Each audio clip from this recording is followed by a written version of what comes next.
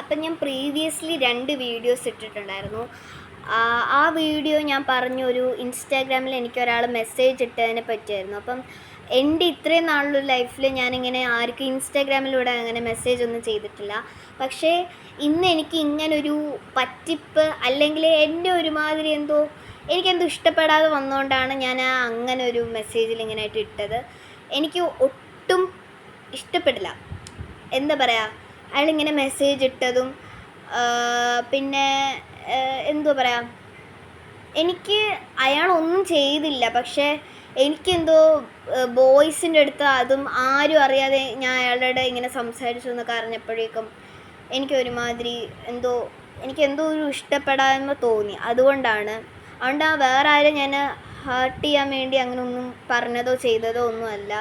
പിന്നെ അയാൾ ഈ വീഡിയോ കാണുന്നുണ്ടെങ്കിൽ പ്ലീസ് ഒന്ന് സഹകരിക്കണം. കാരണം അയാളെ ഹേർട്ട് ചെയ്യാനായിട്ടല്ല ഞാൻ പറഞ്ഞത്. I don't want to hurt you because of this. എന്നാലും ഞാനെന്തോ അങ്ങനെ പറഞ്ഞു പോയി. എനിക്ക് ഒരു അൺകംഫർട്ടബിലിറ്റി ഇതിൽ തോന്നി. അതുകൊണ്ടാണ് കേട്ടോ.